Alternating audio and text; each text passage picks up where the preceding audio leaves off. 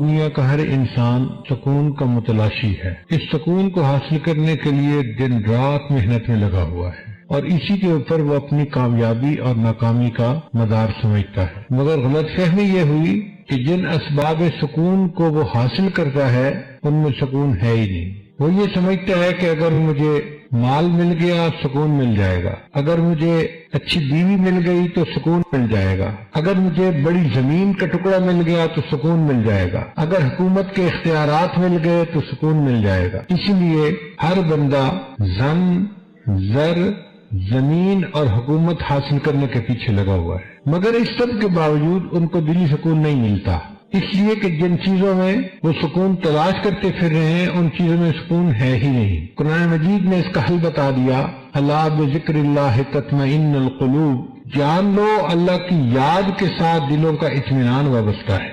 نہ دنیا سے، نہ دولت سے، نہ گھر آباد کرنے سے، سکون دل تو ملتا ہے خدا کو یاد کرنے سے۔ تو جو انسان اللہ کو یاد کرے گا اللہ تعالیٰ اس کے دل میں سکون عطا فرما دیں گے۔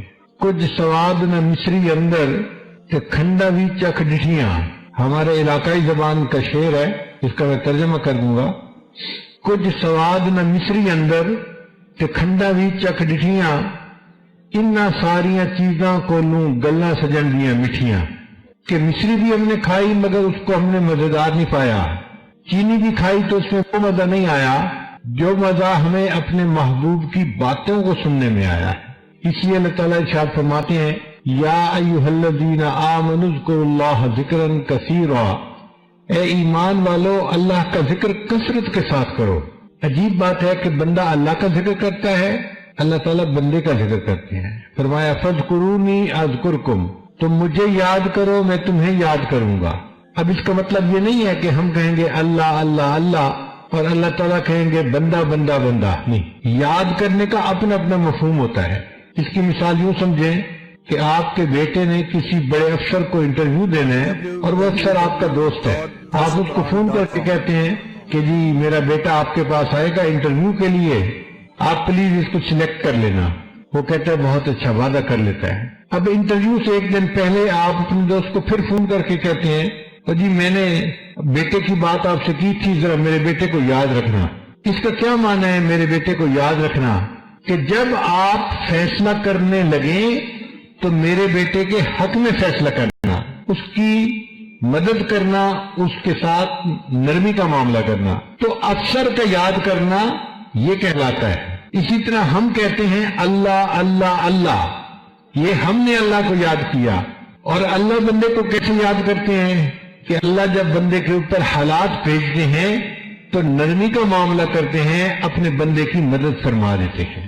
یہ اللہ اپنے بندے کو یاد کر رہے ہوتے ہیں، اے میرے بندے تو مجھے معذرت کے ساتھ یاد کرنا، میں تجھے مغفرت کے ساتھ یاد کروں گا۔ اے میرے بندے تو اطاعت کے ذریعے مجھے یاد کرنا، میں عنایت کے ذریعے تجھے یاد کروں گا۔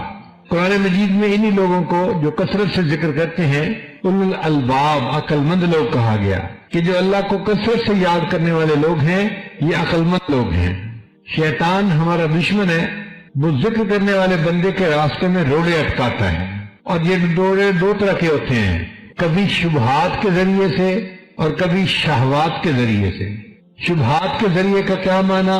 کہ دل میں شبہ ڈال دیتا ہے اللہ تعالیٰ کے وجود کے بارے میں، شریعت کے بارے میں، احکام شریعت کے بارے میں، اور یہ چیز اس بندے کو کفر تک پہنچا دیتی ہے۔ شریعت کی کسی چیز میں شک کرنا یہ انسان کو کفر تک پہنچا دیتا ہے۔ اس لیے نبی علیہ السلام نے دعا مانگی، اللہم انی اعوذ بک من الشک والشرک والشقاق والنفاق وسوء الاخلاق، یعنی شرک جو اتنا بڑا گناہ ہے اس سے پہلے اللہ کے حبیب صلی اللہ علیہ وسلم نے شک سے پناہ مانگی اللہ کی، کیونکہ یہ شک انسان کو برباد کر دیتا ہے۔ تو شیطان شبہات کے ذریعے سے، شکوک کے ذریعے سے انسان کو